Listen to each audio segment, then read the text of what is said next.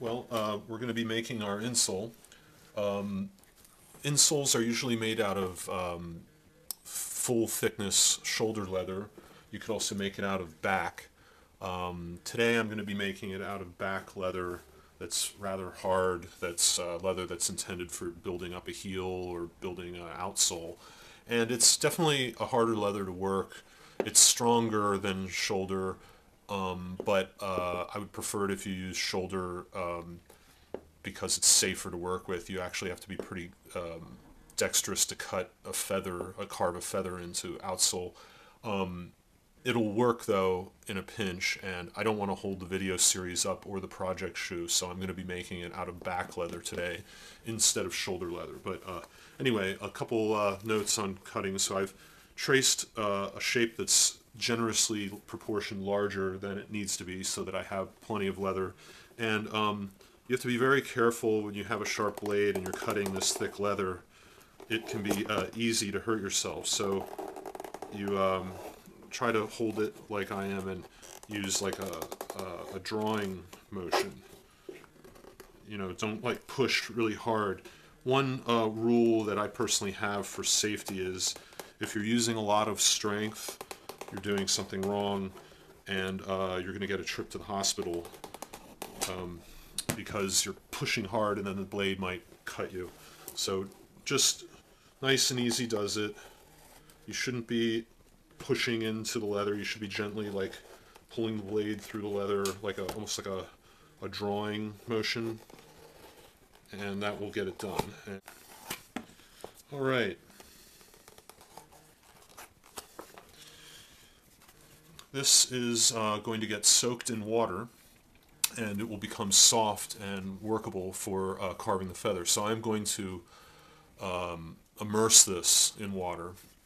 And because we're using back soling, it will still have quite a bit of body to it, and we don't need to dry it out. But if you're using shoulder, shoulder is softer and fleshier, and after you totally immerse it and get the leather soaked with water, you have to partially dry it out again so that it's not too soft and mushy.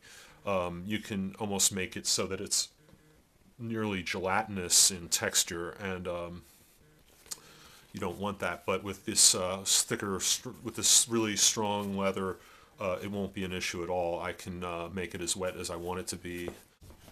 Okay, here's our wet piece of leather that's going to become the insole. We're going to nail it onto the last.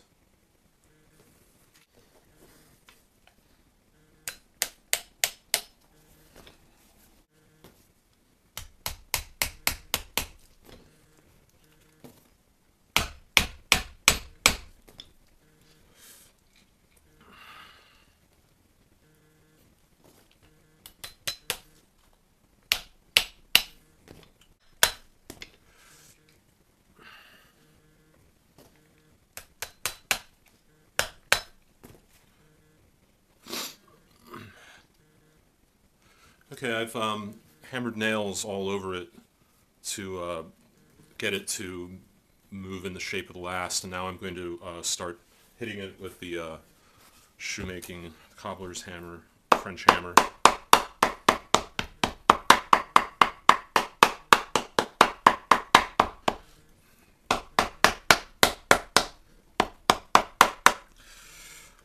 See it. The leather is now wet and extremely pliable, so it's very easy to shape it.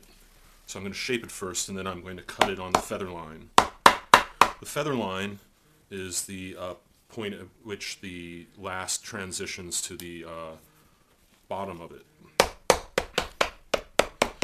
And you've heard me mention carving a feather, which is something a little bit different from the feather line. Feather line refers to that region of the last where it transitions to the bottom, but the feather is a ridge that the inseaming or welting is sewn into. Now I'm going to cut our insole.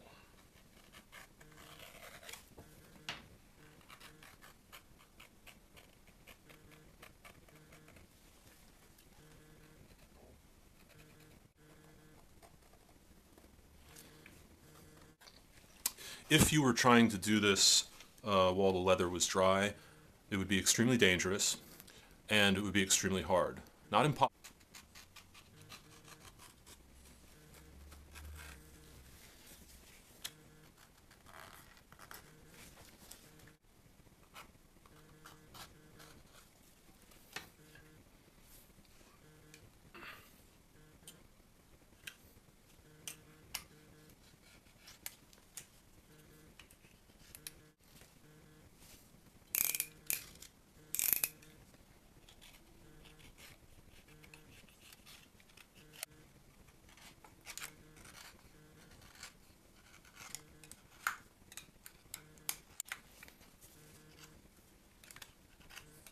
Always assume that your knife is going to cut and suddenly move very quickly. And then that way you will never cut yourself because you're already prepared for it. Never cut like this, ever.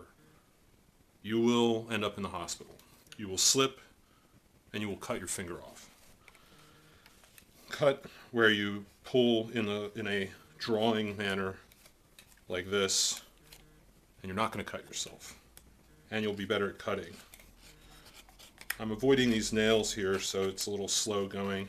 I'd rather slow down a little bit and not make a mistake than make a mistake. Now, where you choose to make the arch is a matter of taste.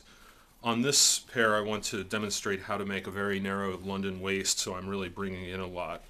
And we're going to make a very narrow feather, so that we can do a scraped formed waist that really shows off the elegance of the shoe. So I decided to really take it into the maximum amount. You can leave more of it and have it go up the inside of the shoe and carve it down so that it's elegant looking but hidden. But where you put your feather is important too, because that will be the most that you can take the welting in. So here is a view of what we have so far right here.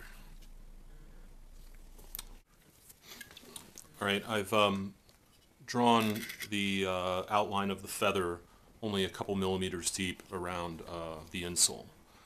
Next will come cutting away and making the first cuts, and there's a tool that's ideally suited for this called a feathering knife that looks like a chisel with a little guide on it. I'll include a picture of it, but you won't have one of these, and I've never had one, but I intend to get one sometime. But we're making a shoe with a knife, fork, and spoon, as they say, so we'll just be using a knife and maybe a wood chisel or something, and I'll show you how to do that. So first cut, and then a careful second cut. So I'm starting to cut away at the leather with this chisel. Shoulder leather is a little easier to work with. This leather is more durable, but if you can do it with this leather, you'll be able to have a much easier time with shoulder. And again, do be careful. You know, don't rush and harm yourself. As you can see now, the feather is starting to take shape, and I'm going to continue on. I'm using this little V-shaped chisel to go like this. I'm going to continue doing that and also clean it up with the blade. And I have this flat chisel that helps me to clean it up, so I'm going to continue on and show you as the progress. Sometimes I take it off the last so I can work on a board on a flat surface to get it the last bit, and you can keep wetting the leather to keep it soft and to help the blade slip through it. And you can also make small cuts, you know, as you go, very gentle, and that'll help your chisels move, but don't cut through it. That can happen where you can come through the other side and then you have to start over, which is not fun. So anyway, I'm going to finish this up and then put it back on the last again and show you the finished feather. Alright, here's the feather, and I've put the insole back on. Now I'm going to hit it, and I'm going to try to compress the fibers to follow the form of the last and give it a nice shape, because this will determine the shape of the shoe.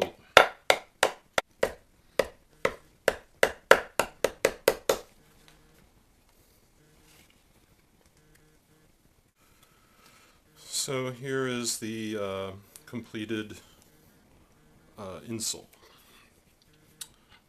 So we are getting close to making the shoe now.